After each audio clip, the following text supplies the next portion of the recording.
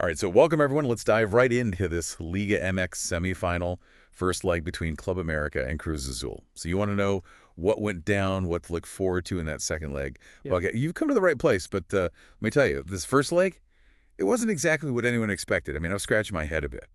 It's wild, isn't it? You have this pregame hype Club America, the reigning champs going up against Cruz Azul, always known for their attacking style. Everyone thought it'd be a goal fest. Instead, what do we get?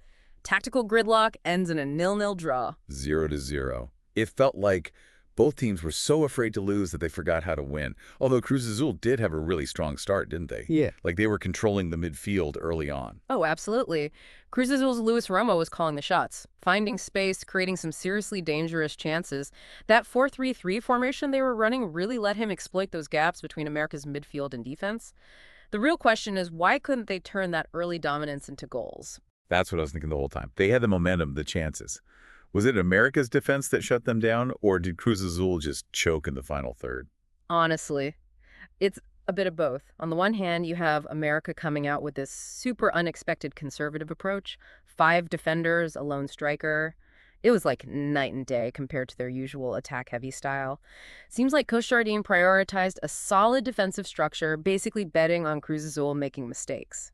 Yeah, that Jardine quote, "The end justifies the means," really stood out to me. Almost like he knew they were sacrificing their usual flair for something way more pragmatic. But the question is, can they really rely on Cruz Azul slipping up to move forward? Especially in the second leg. It's a risky move for sure, especially given how potent Cruz Azul can be on the attack. But on the flip side, that 5-man defense did keep a clean sheet. It'll be interesting to see if they keep that formation for the second leg. And that brings us to the second leg. This is where our deep dive gets really interesting. What do these teams need to do to reach the final? For Cruz Azul, it's simple, really. They got to Yeah. find that spark again, that attacking fire. They've got the talent with guys like Antuna Rotondi and, of course, Romo. But in that first leg, it's like they were missing that final pass, that killer instinct in front of the goal. So how do they unlock that potential? I mean, America's defense looked pretty airtight. One way could be to speed up their passing, move the ball quicker, try to throw America's defense off balance. They could also try overloading the wide areas, create those 2-on-1 situations that force America's wingbacks into tough spots. And maybe they need to gamble a bit with those passes in the final third, try to thread the needle. You know what I mean? Riskier passes, huh? That could backfire, though, couldn't it? Especially against a team as organized as America. Sure, there's always a risk, but don't forget a single goal for Cruz Azul changes the whole game. They got to crack that America defense somehow, and sometimes you got to take chances. What about America? Do they stick with the 5-man defense, that cautious approach? Or do they go back to their usual attack-heavy style? It felt like they were playing not to lose in that first leg. That's the million-dollar question, isn't it? It's a real pickle for Coach Jardine. Sticking with the 5 at the back might seem safe, especially after that clean sheet. But what if Cruz Azul scores early in the second leg? America will be forced to play catch-up, and that plays right into Cruz Azul's hands. So you're thinking America might be better off taking control right from the start. But isn't that risky, too, considering how strong Cruz Azul started in the first leg? It's a gamble for sure, but let's not forget, America are the champs for a reason. They have the quality to dominate possession, control the pace of the game, create those chances.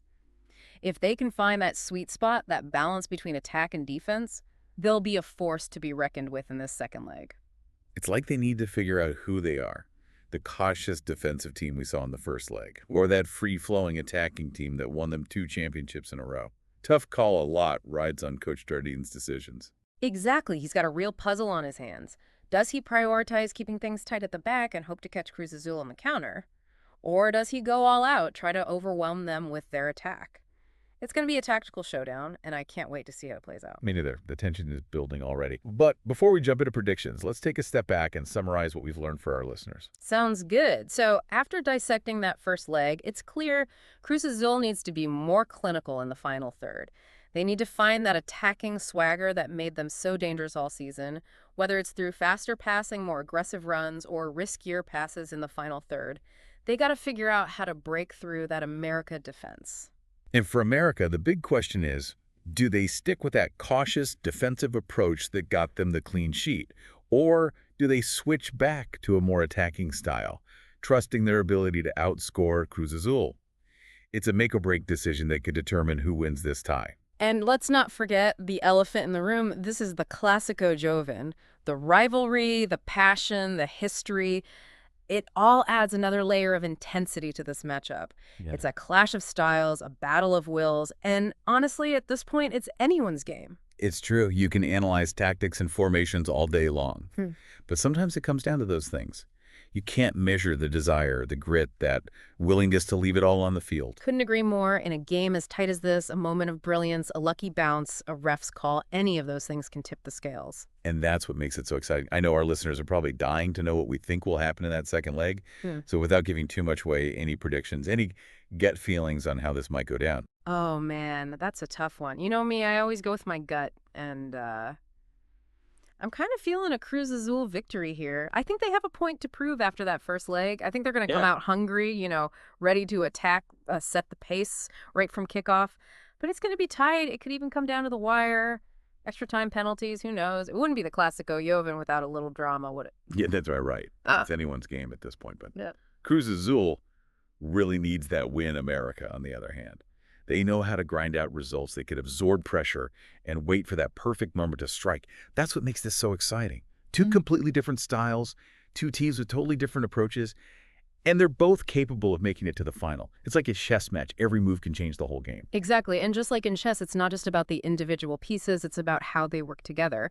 Cruz Azul needs to get their attack flowing in sync, really create those overloads, exploit those spaces in America's defense. While America needs to figure out if they're going to sit back and weather the storm or take the fight to Cruz Azul, will we see that five-man defense again, or are they going to go back to their more classic attacking style? Those are the questions we're all waiting to have answered in the second leg. Bro. And the answers to those questions are going to decide who moves on. Well said. So for our listeners who've joined us on this deep dive into the Classico Joven, I think the biggest takeaway here is this: expect the unexpected. This is a rivalry where anything goes. Passion and intensity can sometimes overpower even the best laid plans. Exactly. We've broken down the first leg, looked at the key players, and talked about possible tactical changes. But at the end of the day, the beauty of this sport is that you just never know what's going to happen, and that's what keeps us coming back for more. Couldn't agree more. This deep dive has been a wild ride, and I have a feeling that second leg is going to be even more exhilarating. We've got a tactical standoff, a clash of styles, and one of the most intense rivalries in the sport. So strap in, get ready for a showdown you won't forget, and enjoy the ride. This is the Classico Joven after all. Couldn't have said it better myself. Until next time, keep exploring the beautiful game, folks.